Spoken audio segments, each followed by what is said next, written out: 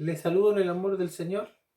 Una vez más estamos reuniéndonos a través de este medio para dar comienzo a nuestro estudio bíblico para esta semana.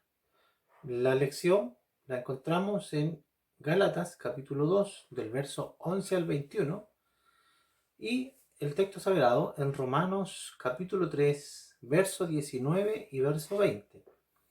Una familia de nuestra iglesia tiene la responsabilidad de dar lectura a estos versos, los dejamos a ellos. Dios les dé de su gracia. Damos lectura en el nombre de nuestro Señor Jesucristo. Amén.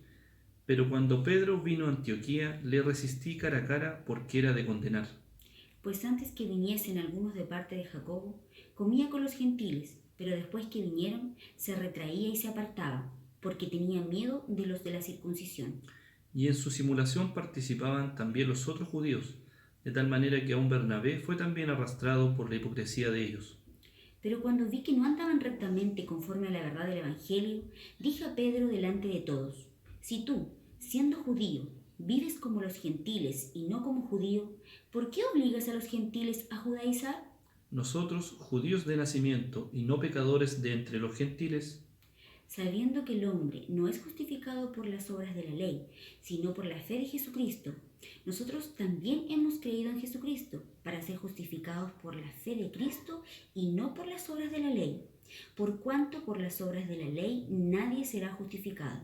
y si buscando ser justificados en Cristo, también nosotros somos hallados pecadores, ¿es por esto Cristo ministro de pecado? En ninguna manera. Porque si las cosas que destruí, las mismas vuelvo a edificar, transgresor me hago. Porque yo por la ley soy muerto para la ley, a fin de vivir para Dios. Con Cristo estoy juntamente crucificado, y ya no vivo yo, mas vive Cristo en mí. Y lo que ahora vivo en la carne, lo vivo en la fe del Hijo de Dios, el cual me amó y se entregó a sí mismo por mí. No desecho la gracia de Dios, pues si por la ley fuese la justicia, entonces por demás murió Cristo. Amén. Amén. En el nombre del Señor. Pero sabemos que todo lo que la ley dice, lo dice a los que están bajo la ley, para que toda boca se cierre y todo el mundo quede bajo el juicio de Dios. Ya que por las obras de la ley ningún ser humano será justificado delante de él, porque por medio de la ley es el conocimiento del pecado. Amén. Bien, gracias damos al Señor por la colaboración de mi hermano Alexis, su esposa, su hijo.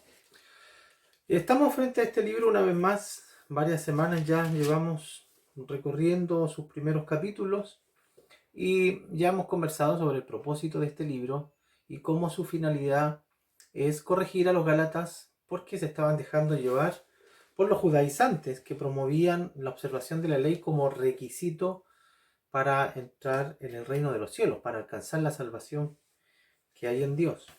El apóstol escribe estos versos, está justificando también la veracidad de su evangelio y la integralidad de él, es decir, que no le falta nada, puesto que Dios mismo se lo haya revelado. Y está añadiendo un par de vivencias como fundamento a sus argumentos, vivencias particularmente que tienen que ver con las visitas que él hizo a los hermanos que estaban en Jerusalén y cómo por parte de ellos no hubo ningún reparo respecto a lo que él estaba enseñando, aun cuando el Evangelio de Pablo no venía por mediación de algún hombre. Dice él mismo que se lo entregó el Señor a través de la revelación del Espíritu Santo. A pesar de esto, claramente nos dice en nuestra lección pasada que no hubo ninguna observación que estos discípulos del Señor, los apóstoles ahora, especialmente los principales con los cuales se entrevistó, pudieran hacer a su evangelio. Solamente se les encargó una cosa: que no se olvidaran de los pobres, lo cual, dice el apóstol, ha insistido y lo ha procurado con diligencia. Y ahora añade una vivencia más para dar más veracidad a su argumento, más solidez a su argumento, y se refiere a un incidente que él estuvo con Pedro cuando Pedro viajó a Antioquía a visitar a los hermanos. Recuerden ustedes que después del gran avivamiento que hubo en Jerusalén y de la posterior huida que los hermanos, o a la que los hermanos se vieron expuestos, producto de esta misma persecución que encabezaba en ese tiempo el que era Saulo de Tarso antes de su conversión. Muchos hermanos huyeron, entre ellos algunos llegaron a Antioquía, que era una ciudad distante. Sin embargo, allí se empezó a fundar una nueva iglesia a la que más tarde también sería la iglesia local, bajo la cual el apóstol Pablo empezó a congregarse. En ese lugar, el Espíritu Santo enviaría al apóstol Pablo junto a Bernabé a predicar el Evangelio. Bueno, ahí en Antioquía fue donde se requirió la presencia de los apóstoles, y en este caso Pedro se nos menciona que hizo un viaje especial para orar para que a los hermanos fueran visitados por el Espíritu Santo. Entre esos se mencionan grandes sanidades también que el apóstol hizo, y en el libro de los Hechos se nos habla de que fue una visita gloriosa que sirvió para confirmar la iglesia y tremendos sucesos ocurrieron. Sin embargo, no se nos menciona esto en el libro de los Hechos. Sí, aquí en esa visita el apóstol Pablo nos menciona, y ahora lo hace como una argumentación a lo que está tratando de establecer. Y dice que incluso en esa visita tuvo un altercado con el apóstol Pedro. Y la razón, y lo dice claramente el primer verso de nuestra lección, dice: pero cuando Pedro vino a Antioquía, le resistí cara a cara, porque era de condenar. ¿Qué estaba? Dice, en otras palabras, lo confronté cara a cara, porque estaba haciendo algo de verdad muy reprochable. Y el reproche que el apóstol Pablo le hace a Pedro tiene justamente que ver con esto. ¿Cuál era la razón del reproche de esta confrontación? La confrontación ocurre debido a que el apóstol Pedro, que había ya conocido la libertad que Dios daba a los gentiles y cómo este asunto de los aspectos y las tradiciones judías, que conformaban también parte de todo su sistema de leyes y de comprender la vida, por el Evangelio estaban siendo modificadas o estaban siendo replanteadas. Si nosotros vamos al libro de los Hechos, en el capítulo 10, si gusta lo busca, en el verso 28, allí aparece revelada la forma de pensar de Pedro, y no solo de Pedro, sino de los judíos de su tiempo. De estos judíos que se fueron convirtiendo. Recuerde usted que Pedro era un judío. Entonces, los primeros creyentes fueron en su mayoría judíos y tenían esta mentalidad, la cual el Señor tuvo que ir cambiando. Los paradigmas que ellos tenían fueron siendo transformados por experiencias espirituales que el Señor les permitió vivir. Y en el capítulo 10 del libro de los Hechos, en el verso 28, aparece una expresión del mismo Pedro declarando cuál era su forma de pensar y la del común de los judíos que estaban con él. Dice, y les dijo: vosotros sabéis cuán abominable, y esto no es cuán molesto, sino cuán despreciable, repulsivo, esa es la expresión que está usando, cuán abominable es para un varón judío juntarse o acercarse a un extranjero. Mire, juntarse para conversar con él, entrar en su casa, mucho menos, o acercarse a él, o sea, eran despreciables para ellos. Dice, a un extranjero. Pero a mí me ha mostrado Dios, y aquí está el cambio de paradigma que el Señor hace, pero a mí me ha mostrado Dios que ningún hombre llame común o inmundo. Y esa vivencia la tuvo el apóstol Pedro con Cornelio. Ustedes lo conocen, la historia de este romano que él fue a visitar, y cómo el Señor, antes de ir a verlo, le hizo ver en varias ocasiones un mantel descender llena de animales inmundos, y le ordenaba el Señor que comiera de esas cosas. Y Pedro se resistía. Y las 3 veces el Señor le dice: no llames inmundo a lo que yo ya he limpiado. Seguramente esto no tuvo una gran explicación para el apóstol, pero cuando fue a ver a Cornelio, porque Cornelio también fue guiado por revelación para ir a buscarlo, y el Espíritu Santo desciende sobre esa casa de gentiles, y todo un montón de gente gentil, despreciable para los judíos, y son bautizados con el Espíritu Santo, el apóstol Pablo dice, ahora entiendo que Dios no hace acepción de personas. El Señor lo venía diciendo hace mucho tiempo y lo dice en el Antiguo Testamento también. Pero qué diferente es cuando Dios nos explica las cosas. Bueno, a Pedro se lo había explicado muy bien. Y Pedro termina diciendo, hermanos, dice, vosotros sabéis cuán abominable es para nosotros los judíos juntarse o acercarse a un extranjero. Pero a mí me ha mostrado Dios, es decir, recibí una revelación al respecto. Me ha mostrado Dios que ningún hombre yo llame común o inmundo. Y esto fue un cambio en el corazón y en la mente, de lo cual ahora Pedro, como lo es usted y como soy yo, es responsable de la revelación recibida. Antes había ignorancia, pero ahora él había recibido una clara revelación de esto. Así que es la razón por la que el apóstol Pablo confronta a Pedro. ¿Y qué es lo que estaba pasando? Es que el apóstol Pedro, según nos menciona Gálatas, cuando Pedro subió a Antioquía y pudieron ellos participar juntos un tiempo, se empezó a notar un conflicto en el corazón de Pedro, pero no era un conflicto por falta de revelación, por falta de no conocimiento, sino que dice el verso 12, pues dice, antes que viniesen algunos de parte de Jacob, es decir, de los judíos, comía con los gentiles, Pedro, ni un problema, libremente, pero después que vinieron se retraería, se retraía y se apartaba, es decir, no se juntaba con los gentiles ni comía con ellos, porque tenía miedo, y aquí está el gran problema. No era un tema de conciencia, no era un tema de falta de revelación, no era un problema de falta de conocimiento, Dios ya se lo había enseñado y lo tenía muy claro, pero Pedro tenía miedo de la circuncisión, es decir, tenía miedo de los judíos.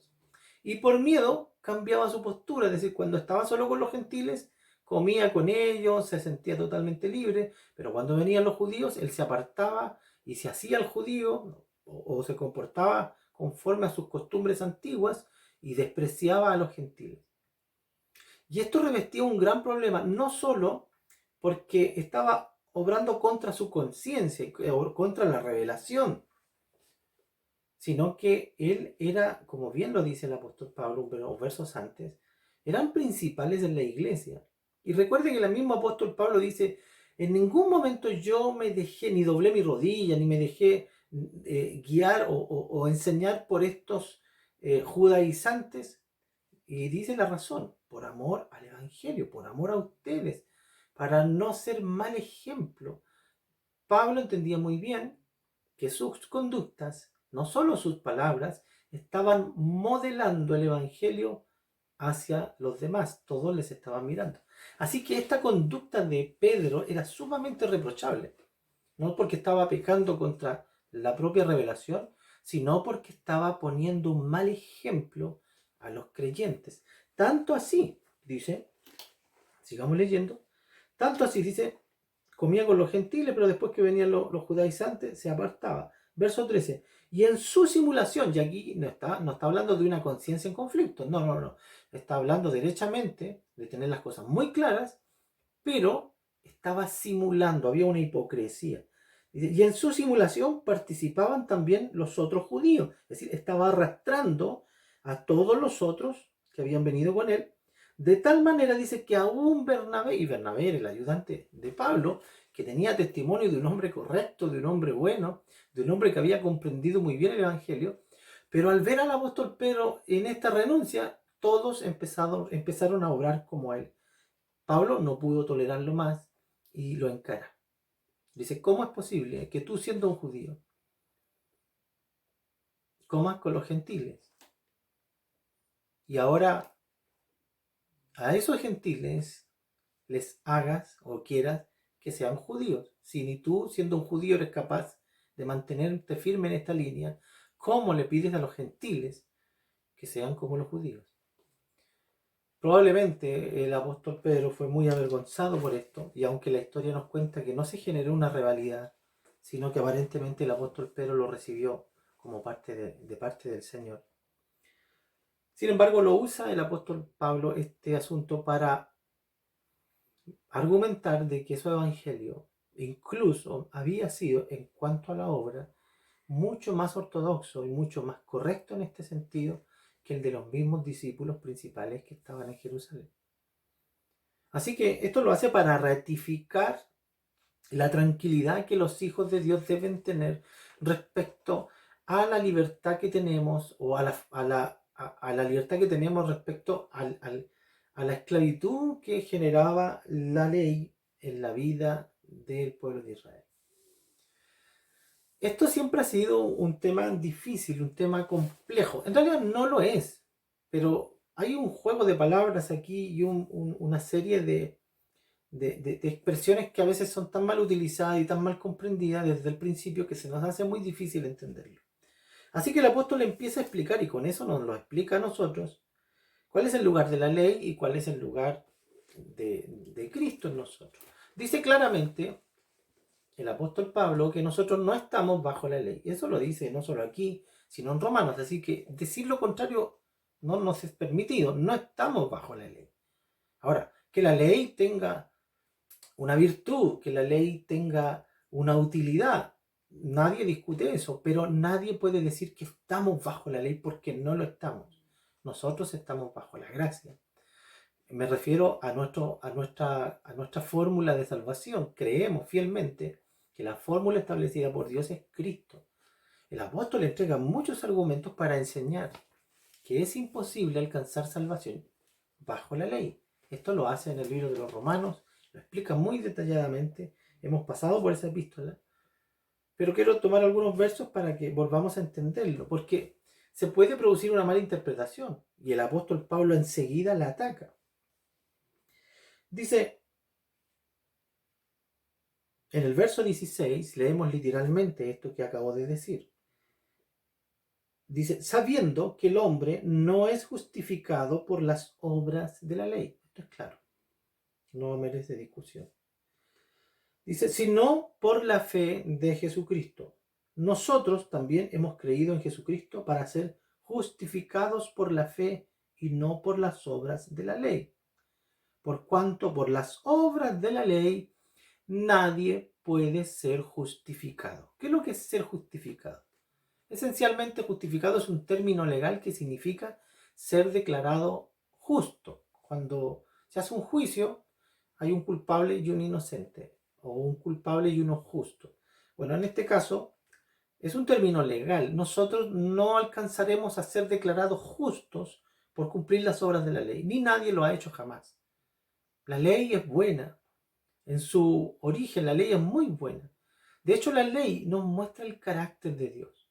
La ley nos muestra quién es Dios, la perfección de Dios y la demanda que Él requiere de nosotros.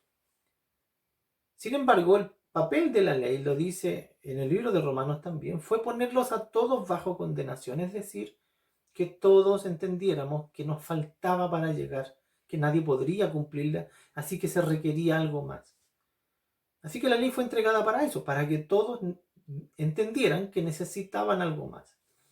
Y ese algo, o ese alguien en este caso, es Cristo. Cristo es lo que traería al final una fórmula de salvación realmente satisfactoria para el Señor, para Dios. Así que sigue diciendo el apóstol, y si justificados pues por la fe en Cristo, no por las obras de la ley, por cuanto por las obras de la ley nadie puede ser justificado. Y si buscando ser justificados en Cristo también nosotros somos hallados pecadores, ¿es por eso Cristo ministro de pecado? En ninguna manera. ¿Qué está diciendo? Está diciendo, bueno, si no estamos bajo la ley, entonces estamos libres. No hay pecado que se nos pueda inculpar, no hay ninguna condenación, por lo tanto, hagamos lo que queramos. Y él está diciendo, no, no se trata de eso. Hemos sido justificados por la fe en Jesucristo, pero no para hacer lo que queramos. Porque si no, Cristo sería un ministro de pecado. No vino a entregarnos santidad, sino que vino a entregarnos corrupción. Y no es eso. Cristo nos justificó por las obras de Él. Él murió en la cruz del Calvario Nos justificó, pero no para eso, nos justificó para buenas obras. Busquemos por favor en el libro de Romanos, capítulo 8, en el verso 2. Romanos 8, 2. Y aquí habla justamente de la diferencia entre la ley de Moisés y la ley del Espíritu, que es la nueva ley o el nuevo pacto bajo el cual estamos. Dice, porque la ley del Espíritu da vida en Cristo. Y la ley de Moisés, no, la ley de Moisés mata. ¿Ah? La ley mata, la letra mata. A eso se refieren estos versos, no al conocimiento, sino que a la letra, a la ley escrita en esas tablas. Porque la ley del Espíritu de vida en Cristo Jesús me ha librado de la ley del pecado y de la muerte. Eso es lo que dice. La ley, porque la ley del Espíritu de vida en Cristo Jesús me ha librado del pecado y de la muerte. Es decir, la paga de la ley, la sanción de la ley ya no está sobre nosotros porque Cristo Jesús murió por nosotros. En Corintios dice que la ley es como un guiador, como un enseñador, como uno que educa a un niño y lo guía hacia alguna parte. Así la ley nos guía y nos conduce a Cristo. Porque una vez que conocemos la ley y nos damos cuenta que somos incapaces, necesariamente surge en nosotros el requerimiento de un Salvador. Y ahí aparece Cristo como nuestro Salvador. Sigo leyendo verso 3. Porque lo que era imposible para la ley, por cuanto era débil por nuestra carne no podía cumplirla, ahí estaba la debilidad de la ley como método salvador, digo. La debilidad de la ley está en nosotros somos el aspecto débil de ese sistema porque somos incapaces de alcanzar la justicia. Dice Dios, por cuanto era débil por la carne, Dios envió a su Hijo a semejanza de carne y de pecado como nosotros, y a causa del pecado lo condenó. El pecado nuestro, no el de él. Y dice, enviando a su Hijo a semejanza de carne, de pecado, y a causa del pecado, condenó al pecado en la carne de él, para que la justicia de la ley se cumpliese, es decir, para que hubiese un muerto a razón de mi pecado. Es decir, él vino a sustituirme a mí, para que la justicia de la ley se cumpliese en nosotros y quedara pagada la falta. Dice, para que no andemos conforme a la carne. Ya somos libres de ese pecado, dice, sino conforme al Espíritu. Es decir, el ser justificados por la fe nos alivia del yugo de la muerte, pero no nos deja sin yugo. Muy por el contrario, nos enyuga ahora a la voluntad de Cristo. Si no dice, ya no andamos conforme a la carne, sino conforme al Espíritu. Porque los que son de la carne piensan las cosas de la carne. Es decir, los que son corrompidos en sus mentes piensan cosas corrompidas. Dice otra traducción, los que están dominados por la naturaleza pecaminosa piensan cosas pecaminosas. Pero los que son controlados por el Espíritu Santo piensan en las cosas que agradan al Espíritu. Nos bendiga el Señor. Por cuanto los designios de la carne son enemistad contra Dios, porque no se sujetan a la ley, ni tampoco pueden. Y los que viven según la carne no pueden agradar a Dios. El apóstol Pablo está diciendo en Gálatas, entonces, ¿Cristo vino para sacarnos la condenación de la muerte y que podamos pecar libremente? No, dice, porque Cristo no es ministro de pecado. Dice, y de hecho, si en el Evangelio nos volvemos pecadores, si volvemos y vivimos como queramos, entonces dice, en vano se murió el Señor y en vano entregó su vida, porque estamos condenados de todas formas. Así que nos ayuda el Señor a entender esta verdad. En Romanos, en el capítulo 7, un poquito más atrás, dice lo siguiente respecto a esto mismo, hablando de la obra que el Señor hizo.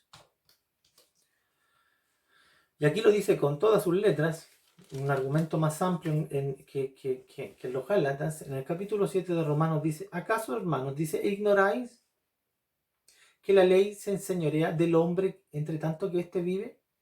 ¿Qué es lo que está diciendo? Que la ley tiene un gobierno sobre la persona, pero solo durante su vida. Y pesa sobre su vida. Dice, porque la mujer, y aquí pone un ejemplo, y ustedes esto Es un ejemplo conocido por todos. Porque la mujer o el hombre está sujeto al marido mientras éste vive.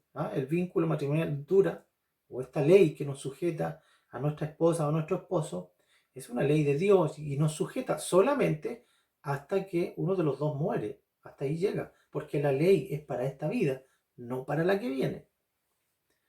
Dice, así que si en la vida del marido se uniera, perdón, así que ella queda libre de la ley del marido cuando éste muere. Así que si en vida del marido se uniera otro varón, será llamada adúltera. Pero si su marido muere y ésta es libre de esa ley, de tal manera que si se uniera a otro marido, no es adúltera. No hay nada que la inculpe, porque ya se murió el esposo y se rompió o se acabó el gobierno de esa ley sobre sus vidas. Ese es solo un ejemplo, pero lo está usando para argumentar lo siguiente. Dice, así también vosotros, hermanos míos, habéis muerto. Es decir, ya hemos muerto, por lo tanto, ya no hay ley que nos pese. ¿Cuándo nos morimos? Dice, habéis muerto a la ley mediante el cuerpo de Cristo. Es decir, cuando nosotros ponemos nuestra fe en Jesucristo, subimos al madero con Él. Y en su muerte se paga nuestro pecado. Así que, hermanos míos, habéis muertos a la ley mediante el cuerpo de Cristo. Así que ahora somos libres de ese esposo severo, pero no para quedar solteros toda la vida. somos libres de ese mal marido, pero ahora para el gobierno de una nueva relación. Es lo que está argumentando el apóstol. Dice, dice, para que seáis de otro. ¿Y quién es ese otro? Del que resucitó de los muertos. Con Cristo morimos y con Cristo también resucitamos. Morimos para el pecado, pero ahora vivimos para el Señor. A fin, dice, sigo leyendo en el verso 4, a fin de que llevemos fruto para Dios. Porque mientras estábamos en la carne, las pasiones pecaminosas, que eran por la ley, obraban en nuestros miembros llevando fruto para muerte. Pero ahora que estamos libres, escuche esto, ahora que estamos libres de la ley, por haber muerto para aquella en que estábamos sujetos, de modo que servíamos bajo el régimen, leí todo mal, dice, pero ahora estamos libres de la ley por haber muerto para aquella en que estábamos sujetos, de modo que sirvamos bajo el régimen nuevo del Espíritu y no bajo el régimen viejo de la letra. Así que el apóstol Pablo está diciendo que su evangelio es perfecto, su evangelio no tiene reparos, que su evangelio no tiene errores, que efectivamente el evangelio de Cristo es suficiente para la salvación de una persona, que no hay que añadirle ahora obras, pero tampoco está diciendo que por esto no tenemos nada que hacer. No, les está diciendo claramente, no significa que ahora no debemos vivir bajo los preceptos de Dios. Lo que significa es que si no llegamos a cumplirlo, nos podemos eximir de la muerte si estamos relacionados con Cristo, porque Él es nuestra vida y nuestra justificación. Pero no quiere decir que no hay un deseo en nosotros. Muy bien nos hablan todos estos versos de que aunque seamos impotentes en la carne, la vocación del corazón del Hijo de Dios está en cumplir sus mandamientos. Así que los hijos de Dios, la iglesia de hoy al presente, debe tener muy clara esta verdad. Somos salvos por la gracia del Señor, pero en esta gracia no vivimos como queremos. Vivimos como el Espíritu Santo nos da testimonio, nos da vocación para servir y honrar al Señor. Somos personas que deben anhelar la perfección, procurarla, esforzarnos por ella, para honrar el nombre de aquel que un día murió por nosotros en la cruz del Calvario. Él es ministro de vida, es ministro de santificación. Así que comprendamos bien esta verdad y no vivamos libremente. Ya murió nuestro antiguo esposo, que era la ley severa, nos angustiaba y nos traía bajo sentencia y pena de muerte. Ahora vivimos, pero no para nosotros. Ahora vivimos para el Señor. Que el Señor bendiga esta palabra y entendamos que no necesitamos el legalismo judío para vivir en la paz. Así que mucho cuidado cuando aparezcan estas tendencias. De repente veo a los cristianos hablando en hebreo, veo a los cristianos pronunciando algunas frases, practicando algunas fiestas, vistiéndose de determinada manera, comprando algunos artilugios para sentirse un poquito más parte del pueblo de Dios. Nosotros no somos judíos, somos la iglesia del Señor. Y la iglesia del Señor tiene su identidad propia. Dice en Apocalipsis, de toda lengua, de toda nación, de todos los colores, de todos los portes, de todas las razas. Esa es la iglesia del Señor. Dios le bendiga, viva conforme a la paz que este evangelio debiera reportar en nosotros y vivamos también empujados, gobernados por este deseo de honrar a Cristo en todo lo que hacemos. Que Dios nos bendiga. Hola, Hola, mis mi hermanos. pastor, mis hermanos. Queremos primeramente que nada saludarle en el amor de Dios y agradecer a Dios por lo bueno y misericordioso que Él es con nuestras vidas, porque Él nos guarda, sobre todo en estos momentos difíciles que estamos pasando, con el tema de las pandemias y todo esto, pero Él aún así guarda a su pueblo, guarda a su hijo y a nosotros nos cuida, y entonces estamos muy agradecidos porque nos mantiene lo primordial con vida y salud, y porque a nuestra hija la mantiene sana, con energía, con vitalidad y cada día cosas nuevas. Entonces nosotros contentos y agradecidos por eso. También agradecer porque quizás estamos pasando, como le digo, momentos difíciles, pero estos momentos son en los que debemos de tener más fe, como decía nuestro pastor en su palabra, hablaba mucho sobre la palabra fe. Entonces, nosotros como cristianos nunca tenemos que perder la fe en Dios, porque quizás Dios para todo tiene un propósito y Dios muchas veces permite que pasemos por muchas cosas, pero todo es con un fin. Y si es de Dios, es bueno. Así que más que agradecido, y también tomamos como reflexión de lo que nuestro pastor habla en su palabra, en el estudio bíblico, menciona a Pedro, que quizás Pedro, cuando se comportaba de una forma con ciertas personas y con los suyos se comportaba de otra forma. Que Dios nos ayude como cristianos a ser en todo momento y en todas partes de la misma forma, bajo la gracia de Dios. Agradecido desde el principio, ya que Él murió por nosotros, por nuestros pecados, y a nosotros nos queda seguir en sus caminos. Y agradecidos de Dios. Así que nada, por lo menos en mi corazón solamente hay amor y agradecimiento hacia nuestro Dios. Así que nada, le extrañamos, pero sabemos y nos podemos mantener por último por este medio. Estamos siempre viendo primero las palabras que nos envía nuestro pastor, los saludos, y así por lo menos no perdemos la comunicación. Bueno, mi pastor, mi pastora, mis hermanos queridos, en estos momentos difíciles, ¿cierto?, que estamos pasando, como la pandemia, quizá Dios nos ha puesto muchas pruebas, ¿cierto?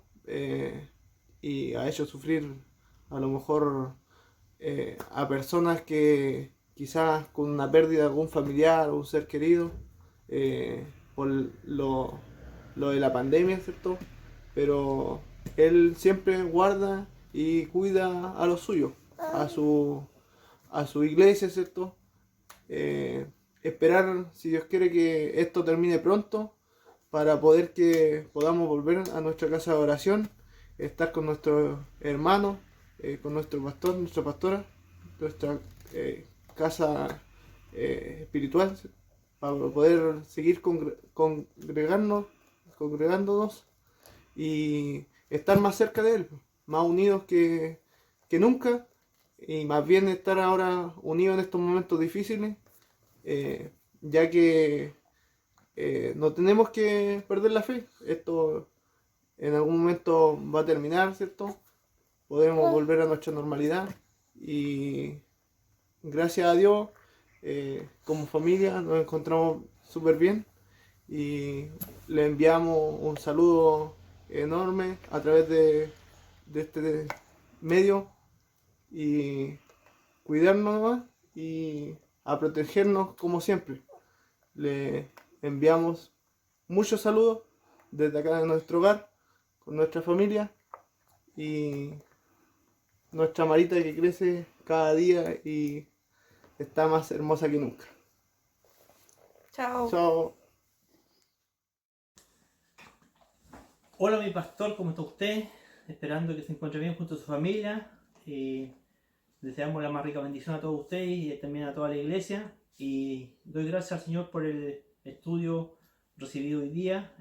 Una palabra bendita que nos enseña a través de ella cómo poder llevar nuestras vidas también en Cristo Jesús. Y damos gracias porque hasta aquí el Señor nos ha guardado y nos ha cuidado como familia y nos ha bendecido también y podemos decir benecer, hasta aquí nos ha ayudado Jehová. Amén. Bueno, buenos días mis hermanos y mis pastores. Nada más que decir, nada más que agregar a lo de mi papá, solo dar las gracias al Señor de que estoy con vida y salud y que por fin estoy acá en Punta Arenas con mis papis. Y bueno, muy ansioso, y mi hermano, y bueno, muy ansioso de verlos y de reunirnos nuevamente a alabar al Señor. Pero bueno, será nomás, aquí estamos y aguantaremos. Amén. Un saludo a mis pastores y un saludo a toda la iglesia. Y puedo decir que hasta aquí nos ha guardado Jehová. Ya, un saludo a todos también, que espero que estén muy bien en sus hogares y que estemos aguantando, que esperemos que quede poco de esto de la cuarentena para poder reunirnos nuevamente y alabar juntos el nombre de Dios. Así que un saludo de la familia Rodríguez y Cor. Adiós. Adiós. Estamos en el amor del Señor, esperando que estén todos bien, con vida y salud. Que el Señor les guarde, les cuide, así como a nosotros. Damos gracias porque Él nos ha cuidado, nos tiene con vida y salud. Y damos gracias también por su palabra, porque Él en el día de hoy nos enseña de que no estamos bajo la ley, sino que por la gracia, por la fe de Jesucristo. Su palabra nos enseñaba de que nadie podía cumplir con la ley, que necesitábamos de algo más. Y era Jesucristo, el cual nos justificó en la cruz del Calvario a precio de sangre, mis hermanos. Nos justificó para buenas obras. Con esto podemos decir, mis hermanos, que la ley del Espíritu da vida.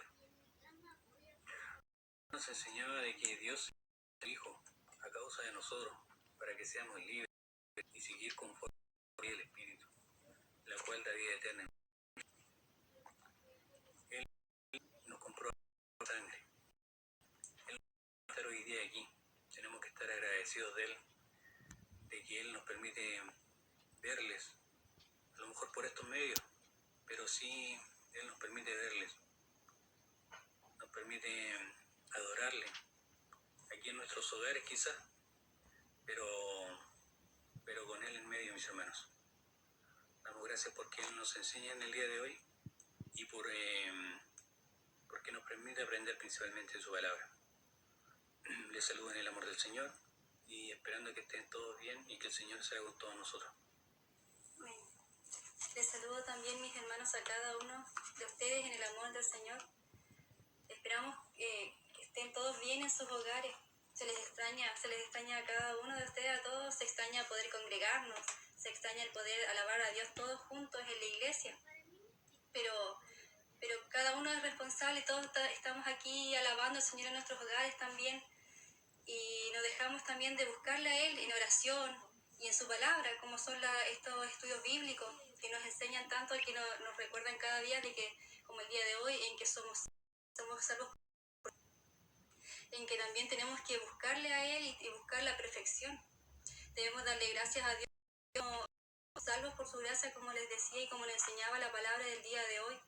Y cada día agradecerle a Él porque no todos tienen este hermoso privilegio de ser hijos de Dios. Gracias al Señor le doy por eso, mis hermanos.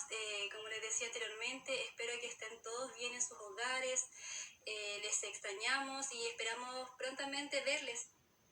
Que Dios sea con ustedes, que Dios les bendiga grandemente y les enviamos un abrazo como familia y que el Señor sea con ustedes. Dios les bendiga.